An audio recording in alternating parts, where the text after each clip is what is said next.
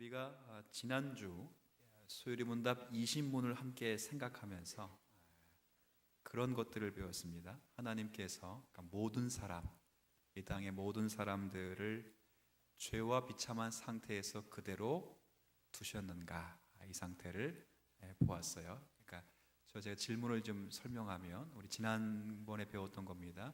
하나님께서 모든 사람들을 죄와 비참한 상태에서 그냥 멸망하도록 내버려 두셨는가? 그렇다 안 그렇다? 안 그렇다, 이걸 배웠어요. 안 그렇다를 어떻게 이해하고 어떻게 말해야 되는지를 지난번에 살폈습니다. 답을 한번 같이 읽지요. 하나님은 자신의 기쁘신 뜻을 따라 영원부터 어떤 사람을 영생하도록 선택하셨으며, 구원자를 통해 선택한 자를 죄와 비참에서 건져내어 구원에 이르게 하려고 은혜 언약을 맺으셨습니다. 그러니까 모든 사람을 죄와 사망의 상태에서 그냥 멸망하도록 놔두셨는가? 그렇다 안 그렇다? 안 그렇다. 어떻게 하셨다고요? 밑줄 친 데만 시작. 네, 선택은 그 기준이 하나님의 기쁘신 뜻, 우리가 예쁘거나 우리가 선한 일을 한 것 때문에 우리를 구원하신 것이 아니에요. 여러분이 예뻐서, 여러분이 선한 일을 해서 여러분이 구원받았다면, 여러분이 잘못할 경우에는 어떻게 될 것 같아요? 큰일 나겠죠. 그게 아니라 하나님의 기쁘신, 그냥 뜻도 아니에요. 기뻐하시는 그 뜻으로 여러분을 선택하셨고, 두 번째는 우리를 건지셨는데 누굴 통해 건지셨다고요? 구원자를 통해서 그 모든 비참함에서 우리를 건지셨어요. 그래서 오늘은 그 구원자가 누구이신가 하는 내용. 그 구원자가, 오늘 읽었던 말씀 보니까 그 구원자가 누구라는 거예요? 그렇죠. 그러니까 하나님께서 우리를 기뻐하심으로 선택하시고, 구원자를 통해서 우리의 모든 죄와 비참에서 우리를 건져내신 후에 하나님과 은혜의 언약을 맺게 하셨다. 그러면 그 구원자가 누구인가, 이 이야기를 하는 거예요. 21문 제가 문제를 잠깐 읽어드릴게요. 그래서 하나님께서 선택하신 저와 여러분들을 위하여 세우신 구속자는 누굽니까? 자, 답 보기 전에 누구라고요? 답은 간단하지 않아요. 예수 그리스도와 그분의 인격을 함께 소개하고 있기 때문에 제가 문제를 읽으면 답을 천천히 읽습니다. 하나님께서 선택하신 자들의 구속자는 누구십니까? 아니야, 이제 답을 적어요. 시작. 하나님께서 선택하신 자들의 유일한 구속자는 예수 그리스도이십니다. 그분은 하나님의 영원한 아들로서 사람이 되셨고, 한 인격 안에 두 가지 성품을 가지신 하나님이시고 사람이셨고, 지금도 그리고 영원토록 그러하십니다. 쉽게는 그 구속자가 누구라고요? 예수 그리스도이십니다. 근데 이걸 길게 설명했어요. 그래서 오늘 이 부분을 보면, 첫 번째, 예수 그리스도가 유일한 구속자이십니다. 근데 구속자는 영원한 하나님의 아들. 이 말은 예수가 누구라는 거예요? 그렇지, 하나님이시며 동시에 사람이 되셨다. 이 말은 예수님이 또 누구라는 거예요? 사람. 그렇죠. 그리고 한 인격 안에 하나님 되심과 사람 됨이 한 인격 안에 있다. 요걸 이제 설명을 좀 드릴 거예요. 그래서 오늘부터 배울 내용은 하나님께서 세우신 구속자가 누구이신가 하는 것과, 그리고 계속 배우게 되겠지만 그 구속자의 인격과, 그리고 그 구속자가 어떤 사역을 하셨는가, 이 두 가지 면을 쭉 살피게 돼요. 그러면서 지난 시간까지는 인간에 관한 이야기를 살피다가 오늘부터는 그리스도론이라는 기독론으로 이제 바뀌게 되는 시점이에요. 자, 주제는, 그래서 오늘 다시 읽었던 디모데전서 2장 5절 6절 다시 한번 읽습니다. 시작. 하나님은 한 분이시요 또 하나님과 사람 사이의 중보자도 한 분이신데 곧 사람이신 그리스도 예수라. 그가 모든 사람을 위하여 자기를 대속물로 주셨으니 기약이 이르러 주신 증거니라. 5절 끝에 곧 사람이신 그리스도 예수라. 이분이 오늘 우리가 생각해야 될 유일한 구속자라 하는 것들입니다. 그래서 오늘 첫 번째로 이제 이 문단을 좀 생각할 때 우리가 이제 아까 유일한 구속자는 답은 나왔어요. 유일한 구속자는 누구라고요? 예수 그리스도인데 이분이 누구시냐 그럴 때 하나님의 영원한 아들이에요. 여기 같이 토막을 낸 겁니다. 제가 21문의 답을 하나하나씩 토막 내서 지금 여러분에게 읽혀드리는 거 같이 읽어요. 시작. 하나님께서 선택하신 자들의 유일한 구속자는 예수 그리스도이십니다. 그분은 하나님의 영원한 자, 첫 번째, 예수 그리스도는 하나님의 영원한 아들. 질문을 할게요. 참새의 새끼는 참새지요. 아니, 어려운 거 아니에요. 뭐 이름 물어보는, 종 물어보는 게 아니고 그냥 참새 새끼는 참새예요. 그죠? 고양이 새끼는 뭐예요? 고양이죠. 그럼 사람 새끼는? 그럼 하나님의 아들은?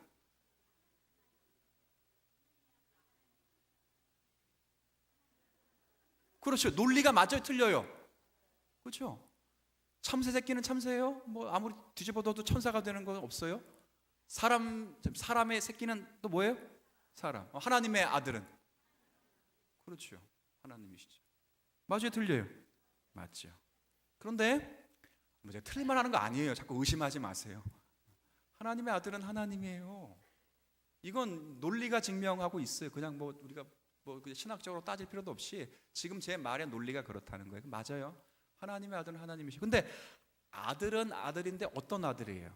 노란색 잘 보세요. 영원한 아들이에요. 영원한. 자, 하나님의 아들은 아들인데 어떤 아들이라고요? 영원한 아들이라는 말 있을 수 있어요, 없어요? 있어요? 영원한 아들이려면 아버지가 평생 죽지 않거나 아들이 영원히 죽지 않아야 돼요. 그죠? 그죠? 사람은 그래요. 그러니까 사람에게 영원한 아들이 있을 수 있어요, 없어요? 없죠. 제 아들이 시찬인데 그 아이가 제가 알기로는 아마 저보다는 많이 살 수 있겠지만 기껏 살아야 몇 살 이상 못 살아요? 100살 정도. 그렇게까지 살라는 건 아닌데 그렇게 뭐 많이 살지 못해요. 근데 영원한 아들이라고 한다는 것은 죽음이 없다는 거예요. 그렇죠. 우리의 생육법에 근거하면 자녀는 부모보다 나중에 태어납니다. 맞아요, 틀려요? 그렇죠. 자녀가 부모보다 먼저 되는 사람이 있어요, 없어요? 없죠. 그런 논리로 따져보면 하나님의 아들이라는 논리를 인간의 출생법으로 따지면 큰 문제가 생겨요. 왜? 자녀는 부모보다 먼저 날 수 없고 누가 먼저 있어야 된다고요? 그렇죠. 부모가 먼저 있어요. 그러면 하나님의 아들이라면 누가 먼저 있었던 거예요? 그럼 틀렸지. 이거 이단이지. 그렇죠? 예수님도 영원하신 분이고 하나님도 그렇죠. 예수님이 그러니까 그리스도가 안 계셨던 적이 있어요? 없어요. 그리스도는 안 계신 적이 없어요. 하나님이 안 계신 적이 없는 것처럼 그리스도도 안 계신 적이 없지요.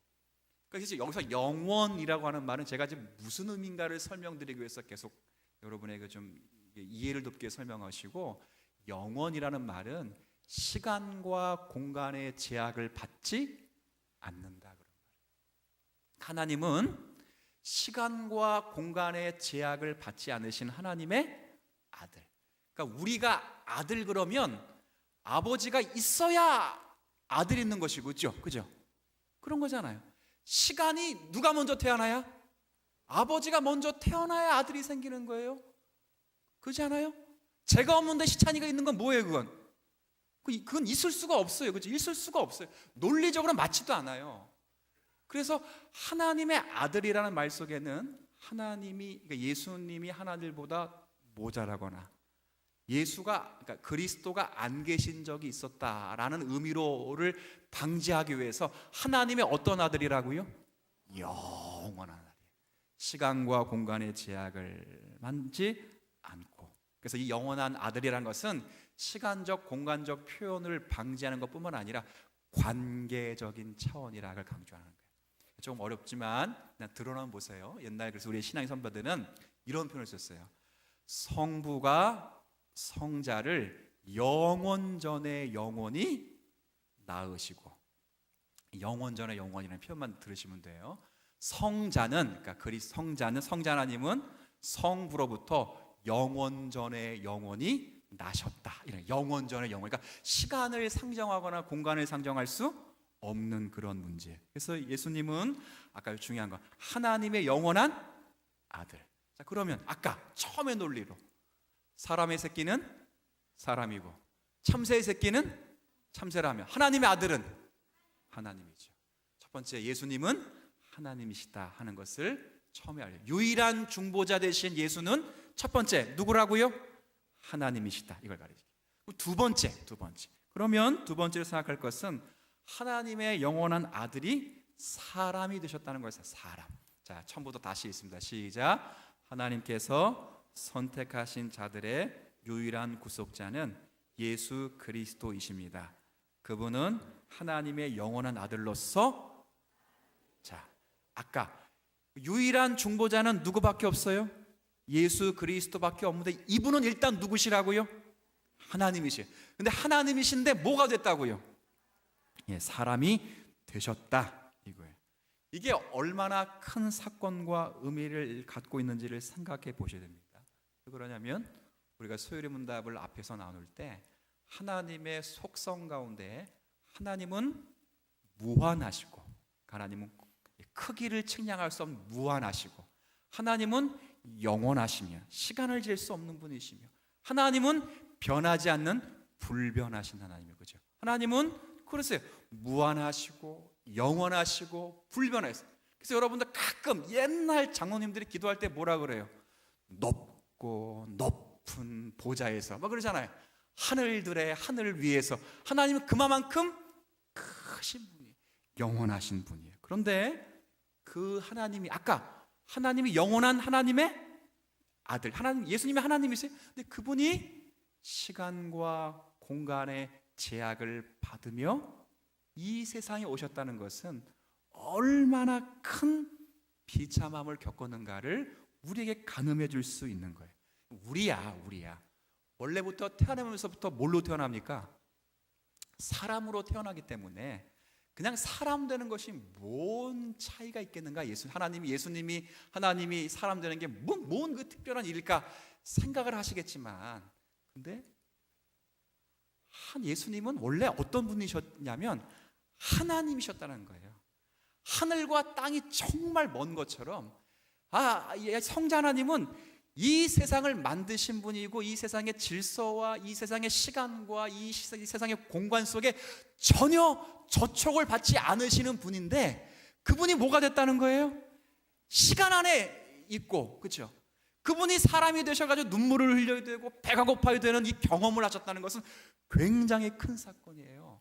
그래서 사도 바울이 빌립보서 2장에 보면 예수님이 낮아진 사건이 얼마나 큰 사건인가를 이렇게 고백하고 있습니다. 빌립보서 2장 말씀 저기 한번 자막에 올리면 한번 같이 읽어볼게요. 자, 함께 읽도록 하겠습니다. 시작. 너희 안에 이 마음을 품어라. 곧 그리스도 예수의 마음이니 그는 근본 하나님의 본체이시나 하나님과 동등됨을 취할 것을 여기지 아니하시고 오히려 자기를 비워 종의 형체를 가지사 사람들과 같이 드셨고 사람의 모양으로 나타나사 자기를 낮추시고 죽기까지 복종하셨으니 곧 십자가에 죽으심이라. 아까 하나님과 뭐라고요? 아까 읽었던 표현 가운데 하나님과 아까 그 보여주세요. 그렇죠. 빌립보서 2장 5절 보면 하나님과 본체의 동일한 분이 지금 사람의 몸으로 입고 오셨다는 굉장히 큰 일이에요. 여러분, 제가 이렇게 목사로 있으면서 제가 늘 인간이 연약해서 하는 실수 가운데 하나가 이름을 누락하거나 원하는 자리에 계신데 제가 이제 그걸 잘 몰라드려서 이름을 다른 쪽에 이렇게 지워서 넘기면 가끔 속상해서 마음에 상처를 받는 성도님이 계실까 안 계실까요? 계셔요. 그래서 이제 그분이 제게 가끔 이제 웃으면서 다 풀리거나 웃으면서 목사님이 나를 미워해서 내가 좌천됐다 이렇게 했죠. 뭐 됐다고요? 세상 말은 세됐다 이렇게 말하는데 그래서 좌천됐다. 좌천. 그런데 생각을 해보세요. 그 정도의 수준이 아니라 예수는 누구셨다고요? 하나님이세요. 영원하시고 무한하시고 불변하신 하나님께서 어떤 이유에서는지는 모르겠으나, 그러니까 그건 제가 좀 이따 여러분 아시는 내용이지만 좀 이따 설명드리죠. 무슨 이유인지 모르겠으나 사람이 되셨다는 것은 큰 일이에요, 작은 일이에요? 굉장히 큰. 그러면 예수님이 사람이 되셨다는 것 자체는 은혜가 되는 거예요. 은혜가 무슨 일인지는 이게 소위를 문다면 점점점 나중에 밝혀내겠지만 무슨 일인지는 모르겠으나 하나님이 사람이 되셨다는 것, 무한하신 분이 유한하게 되시고, 그렇죠?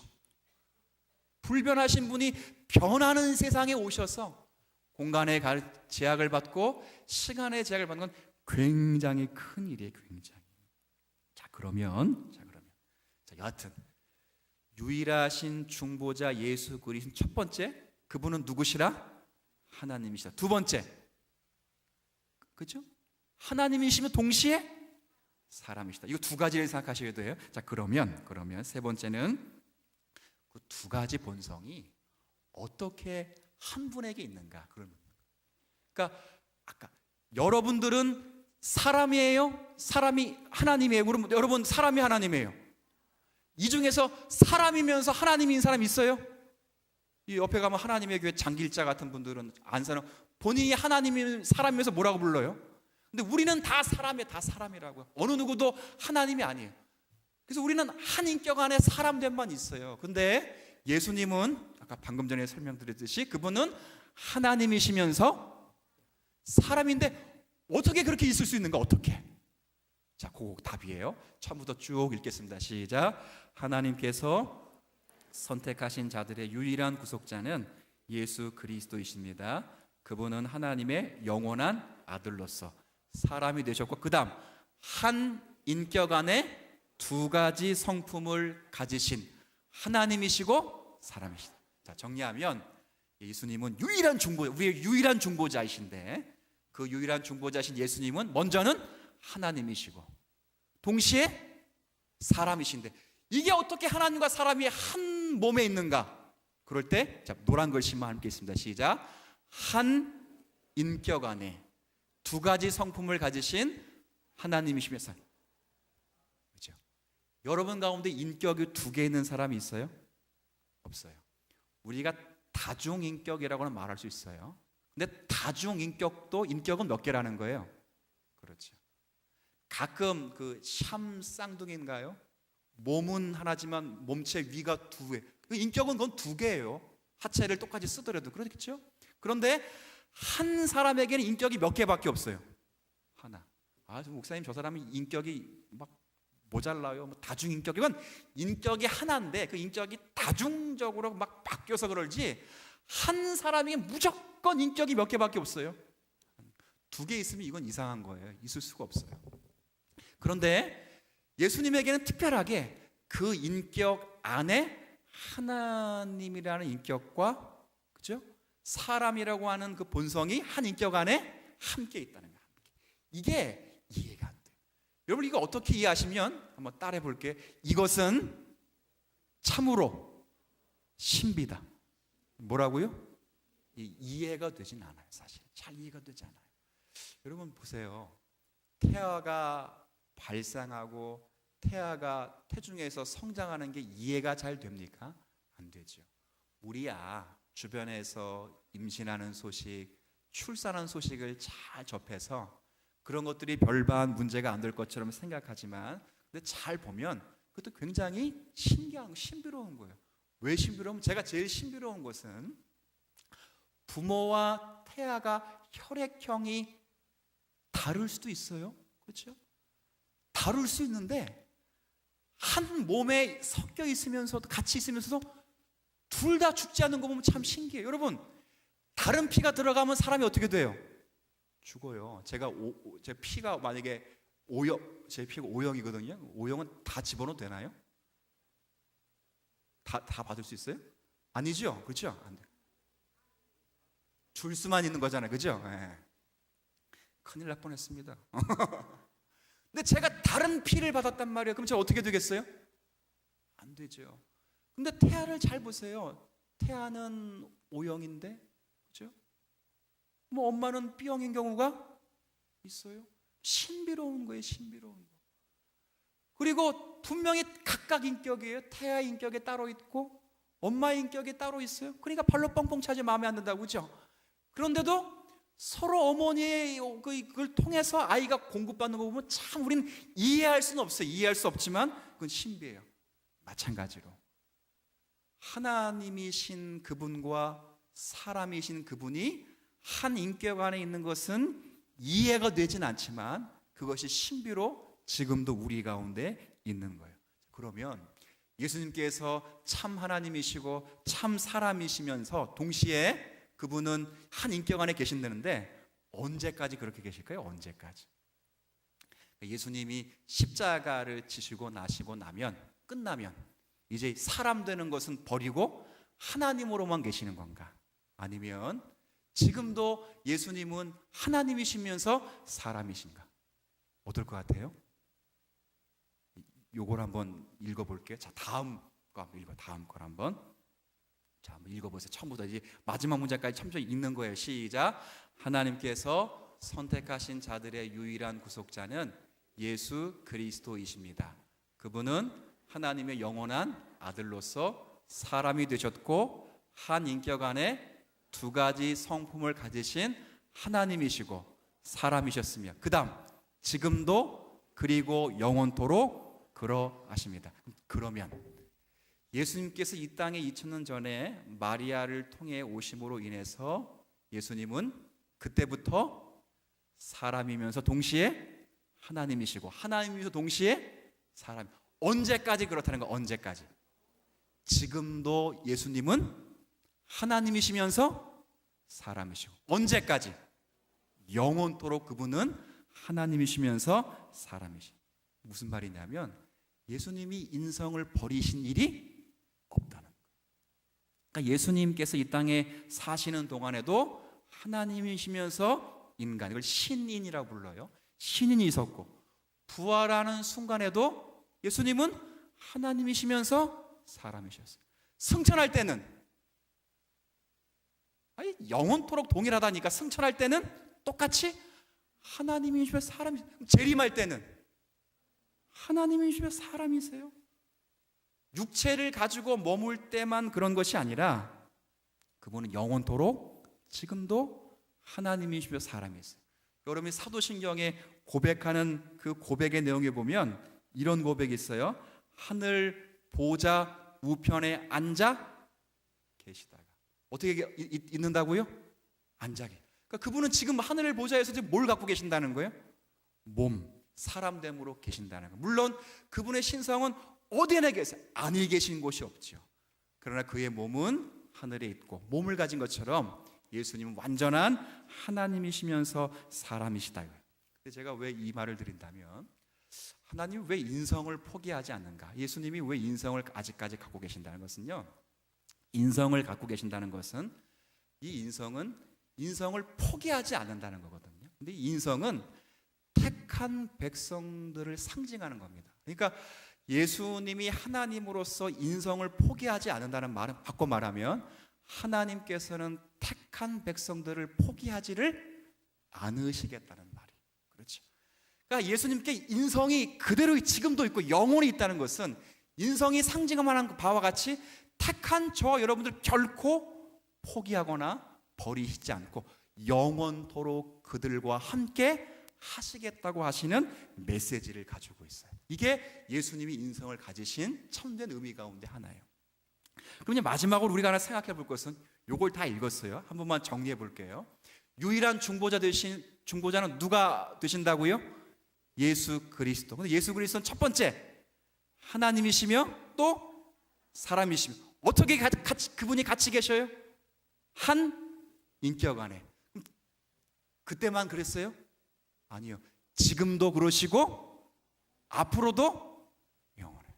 그래서 여러분이 부활될 때 무슨 부활을 하는 거예요? 몸의 부활을 하는 게 그거예요. 우리가 예수처럼 되는 거예요. 예수처럼. 실제 여러분의 몸이 누구처럼 되는 거라고요?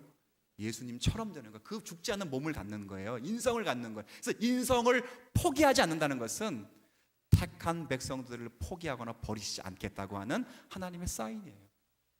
그러면 이제 마지막으로 하나 생각해 보셔야 돼요. 왜 예수님이 하나님이시면서 사람이 되셔야만 되는가? 이게 굉장히 중요해요. 하나님이 꼭 왜 사람이셔야 되는가? 왜 사람은 꼭 하나님이셔야 되는가?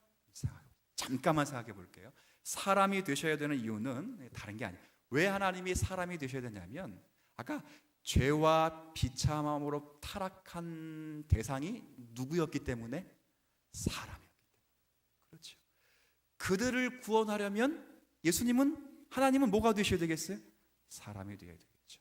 범죄한 그 자가 죽음을 당할 것이기 때문에, 범죄한 자가 천사가 아니고 누구였어요? 사람이에요. 천사는 타락한 천사는 구원하는 게 없어요.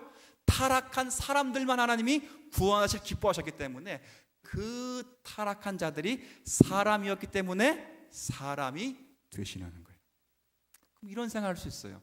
아니, 사람이 된다고 하면 수많은 사람들 가운데 한 사람 뽑으면 되지, 왜 굳이 하나님이셔야만 되는가? 그런 의문을 가질 수 있어요. 그것은 사람이 타락해서 그 사람을 구원하려고 할 때, 그러니까 사람이 죄값으로 인해서 죽음을 당할 때, 우린 죽는 것으로만 끝나면 안 돼요. 여러분, 성경의 로마서 6장의 말씀 잘 알죠? 죄의 삭은 사망. 그러니까 여러분의 죄 가운데 죽으면 죽는 것으로 끝날 수는 없고, 여러분들이 죽은 다음에 뭐 해야 돼요? 살아야 돼요. 근데 사는 건 사람이 살 수가 없지요. 누구만이 살 수 있죠? 하나님만이 살 수 있죠. 여러분, 사람 가운데 죽었다가 다시 산 거 봤어요? 없죠. 가끔 성경책 잘 읽은 사람은 뭐라고 말하냐면, 누가 살았어? 요한복음을 보면 나사로가 살았으면, 영원히 죽지 않는다면 언제까지 살아 있어야 돼요? 그럼 그분은 맨날 교회 가서 뭐 하고 다녀야 돼요? 그분은, 그렇죠? 나사로는 부활한 게 아니에요. 부활하면, 부활의 몸이 되려면 지금도 부활의 몸으로 있어야 돼요. 다시 살았다가 좀 이따 다시 뭐 했어요? 죽었어요. 그러니까 사람은 다시 살 수가 없지요. 그러니까 다시 살려면 반드시 사망 권세를 깨뜨리실 수 있는 하나님이셔야 돼요. 그래서 예수님은 사람이시며 동시에 하나님이 되셨어요. 이게 우리가 믿는 예수 그리스도의 대한 인격이에요. 이거 보세요. 여러분을 정말 사랑했어요. 사랑했기 때문에 멀리 하늘에서, 종성아, 내가 너를 사랑한다, 내가 너의 죄를 용서한다, 그게 끝나면 여러분은 죽을 수밖에 없어요. 왜? 뭐 할 수 없으니까, 살 수는 없으니까. 끝나는. 근데 여러분을 사랑하시기 위해서 여러분처럼 되시고, 여러분처럼 되신 것뿐만 아니라 여러분을 살리시기 위해서, 죽음 가운데 소멸돼서 안 되기 때문에 살리시기 위해서 그분은 하나님으로서 이 땅에 사람의 몸을 입고 오신 거예요. 이게 우리가 믿는 하나님으로서의 예수님에 관한 지식이에요. 얼마나 감사한지 몰라요. 여러분을 위해 오신 분은 하나님이시면 동시에 어떤 분이라고요? 사람이에요. 그래서 성경의 몇 구절 연속으로 한번 읽어볼게요. 한번 나중에 계속 다음 한번 읽어볼게요. 히브리서 말씀 한번 읽어볼게요. 히브리서 2장 14절 한번 읽어볼게요. 시작. 자녀들은 혈과 육에 속하였음에 그도 또한 같은 모양으로 혈과 육을 함께 지니심은 죽으심을 통하여 죽음의 세력을 잡은 자 곧 마귀를.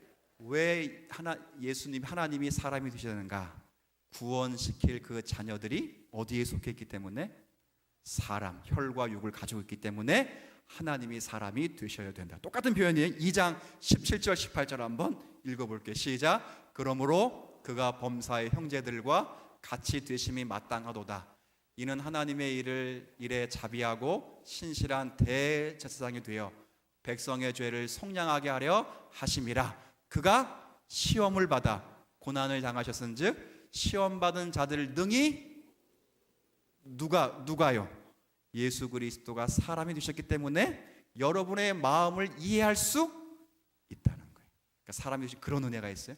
또 시편 말씀 요거만 읽고 한번 정리할게요. 시편 49편부터 여기 한번 읽어보세요. 시작. 아무도 자기의 형제를 구원하지 못하며 그를 위한 속전을 하나님께 바치지도 못할 것은 그들이 생명을 속량하는 것이 너무 엄청나서 영원히 마련하지 못할 것입니다. 그만 여기까지. 자, 그러면 사람이 죄를 값을 감당할 수 없다 그 말이에요. 그럼 누구만이 하실 수 있다는 거예요? 그래서 예수님은 우리의 중보자는 사람이면서 동시에 하나님이셨다는 거예요. 그런 은혜를 받고 여러분들이 이 땅 가운데 하나님이시면서 사람이시고 사람이시면서 하나님이신 예수 그리스도와 연합해 있다는 것이 얼마나 큰 복인가를 생각하셔야 돼요. 우리의 절망이 있을 때는 하나님의 능력이 나타나고 우리의 부족함을 이해 못하실 분이 아니셔요. 과부는 누구의 편이에요? 뭐가죠? 그렇죠. 서로 하는 편, 그러니까 동정하실 수 있는 그분이에요. 그런 은혜를 받고 우리가 여기 가운데 있다는 것 기억하시고, 한 가지만 제가 잠깐 말씀드리면, 저의 신앙이지만 여러분들이 곰곰이 생각해 보세요. 제가 계속 반복했어요. 예수님은 시작 하나님이시면서, 그거 하시면 돼요. 예수님은 한 번만 더. 예수님은, 자, 그러면 예수님의 그림을 어떻게 봐야 될까요? 예수님은 하나님이셔 사람이신데 지금도 그렇고 영원토록 그러면 예수님의 초상화를 그리면 될까요, 안 될까요? 왜? 뭐가 파괴되죠? 신성이 없어져요.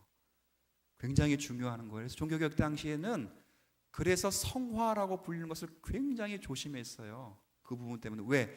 즉각 예수님의 어린 얼굴을 보여놓으면 그분은 사람됨은 표현되지만 뭐는 표현할 수 없기 때문에, 그러니까 얼마나 우리가 신앙적으로 조심해야 되는가를 생각하면서 하나님과 사람됨 교리를 잘 간직하고 우리가 이 교리 속에서 활동하실 수 있는 교회와 여러분 되었으면 좋겠습니다. 기도하겠습니다. 우리의 죄를 속량하시기 위하여 높고 높은 보좌에서 이 땅에 오신 우리 주님은 우리를 위한 사람이 되셨습니다. 그리고 뿐만 아니라 죄의 형벌을 감당하시고 부활 승리하셔야 될 분이시기에 그분은 우리의 하나님이 되셨습니다. 예수님은 영원한 하나님이시며 영원한 사람으로 지금도 영원토록 계심을 기억하게 하여 주옵시고, 우리를 이해하지 못할 분이 아니라 우리를 이해하며 우리를 감싸며 당신의 긍휼과 자비로 우리를 인도하시는 분임을 감사하며 우리의 중보자 되시는 예수 그리스도 앞에 담대히 나아가는 믿음의 권속들로 저희들을 세워 주시옵소서. 우리가 연약할 때 우리의 긍휼이 많으신 하나님이 우리를 감싸고 우리를 위하여 지금도 중보하며 기도하신다는 것에 감사하여 믿음으로 반응하며 오늘을 살게 하시고, 특별히 전교인 전도를 통하여 이 은혜를 함께 나누기를 원할 때 우리 입술을 통하여 하나님의 사랑이 증거될 수 있는 거룩한 시간이 되게 해 주옵소서. 주 예수 그리스도의 은혜와 아버지 하나님의 사랑과 성령님의 위로 감동 교통하심이 오늘 함께 예배하는 모든 성도들 위해, 섬기는 가정과 사업과 직장과 교회 위에 이제로부터 영원까지 함께 하시기를 축원하옵나이다.